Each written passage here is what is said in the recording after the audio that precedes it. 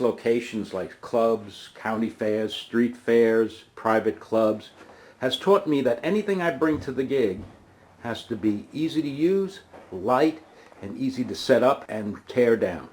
And that's why I've come up with my version. This guitar stand will fit any guitar. Just put it on, close it up, and it's nice and sturdy. It can not only hold your electric guitar, it can hold your acoustic guitar. It can even hold the bass.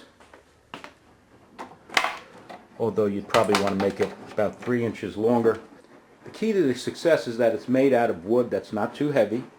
It has an angle vertical that allows the guitar and its center of gravity to stand over the bass, and it's easily taken apart. See how easy it is? I'm going to do it with one hand. I just slide it out, and this is what's called a sliding dovetail. And once you put it in, it's sturdy as can be, yet it comes out in seconds. So you should probably make a few of these, and I'm going to show you how. I have my common board that's 1 by 6. Actually, the true dimensions are 5.5 by 3/4 inches. On this end, I've gone down 4.5 inches and drawn a 10-degree line. I've gone up 37 inches, drawn a vertical line 1 inch down, and I've measured over 2 7/8 and drawn this line. At this intersection, I've drawn a 10-degree line, gone down 1.5 and marked this point. From this point to this point, I drew a line. Here, I've made a rectangle that's 4 inches by 1 3/4 inches. And here, I've made another rectangle that's 3 1/4 inches by 1/4 inch. Now, for this project, you really only need a common board that's about 4 feet long. I have one that's 6 feet. I'm using it because that's what I have. On the end, I trued up the end, and I went down 5 inches, drew a line, and then from the either end, I've gone in 1.5 inches and drawn another line, and that's where I'm going to do the 7.5-degree cuts. Now let's take a look at the pieces I've cut. This one had the 2 lines going this way, 1.5 inches in, and what we did was we cut them, and you can see that that one is angled, that one is angled, and so is this. This is 7.5 degrees. Now we also had the large rectangle and the small rectangle, and we also have the large piece. Now I also did one other thing. I got a piece of 3/4 inch plywood, and I cut it 15 inches by 11.5. I made a rectangle, and then on each end I came in 1.5 inches and then cut to make this trapezoid shape. I took this piece and I marked the center and then 3/8 inch on each side, so that makes a 3/4 inch wide strip there. And in the middle, about 1 inch or so from each end, I drilled a pilot hole, and on the bottom I countersunk it. Now I'm going to be drilling into this end grain. So what I'm going to do is I'm going to use larger screws. I have some 2-inch screws here that I'm going to use. And what I'm going to do now, again, is put the glue in here, in these lines, within these lines. I'm going to line it up such that this is flush with the back, and this is the back here. That's the front, and this is the back, so it's going to be flush with the back, and in between the 2 lines, and then I'm going to drill a pilot hole. Drill the pilot hole, and I'm going to screw this in.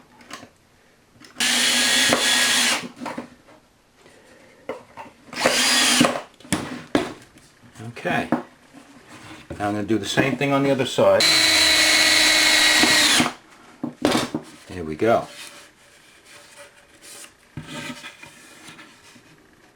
I'm taking the shorter end of the base, and I found the center of this width, and I found the center of this, and I positioned the two centers together, and I drew around it.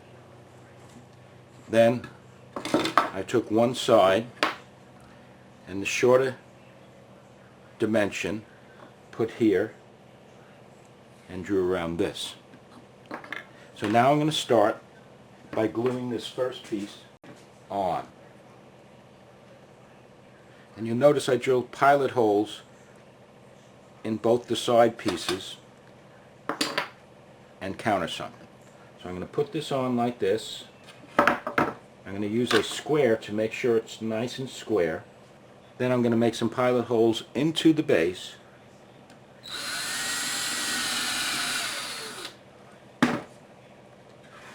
And then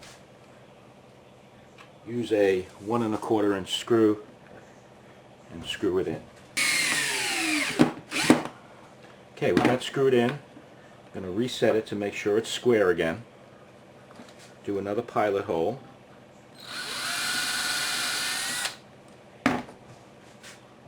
And put another screw in.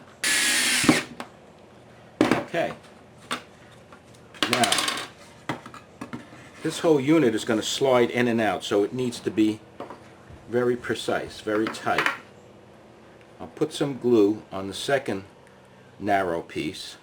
Place the middle piece in, place the narrow piece in,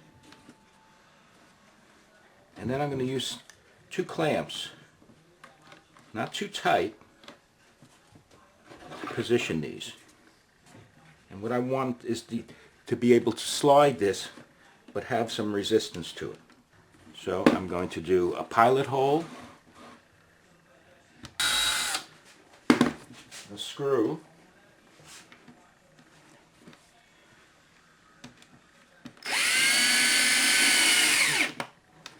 see how that's going? That's nice and tight. Good. And then another pilot hole and another screw. Okay, and with everything in place, I can take off the clamps and try it out. And as you see, it's nice and tight.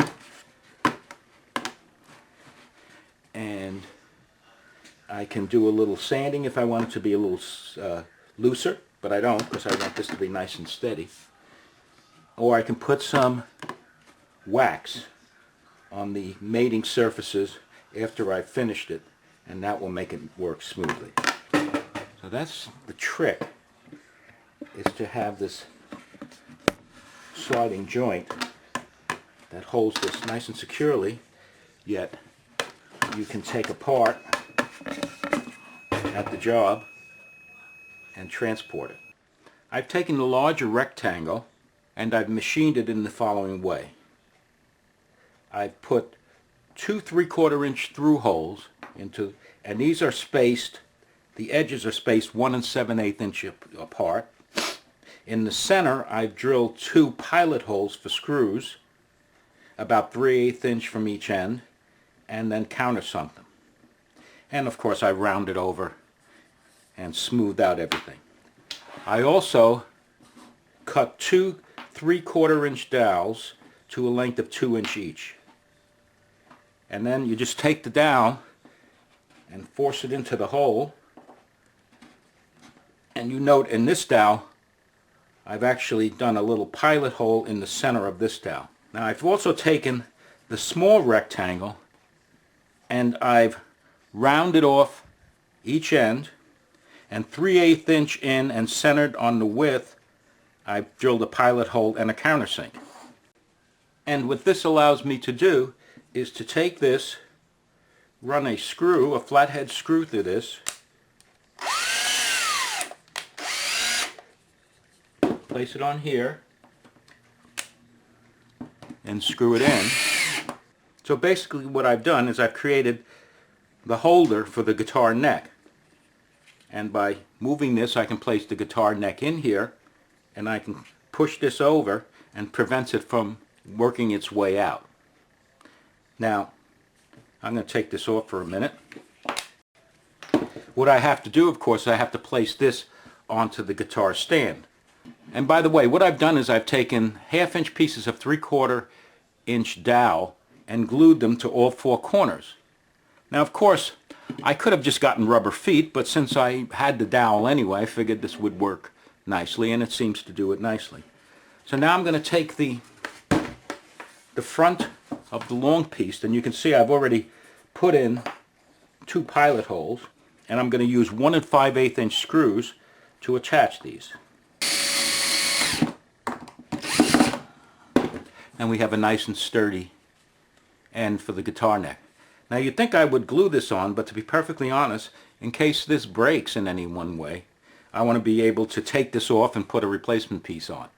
So that's why I'm not gluing it. Now I made these 2 inches, and this will fit any one of my guitar's necks. You might want to try it out first and see if you need it to be longer or short. Shouldn't be shorter, but it could be longer. And you could either cut a longer piece, or you can just push the dowel out like that, depending on what you need.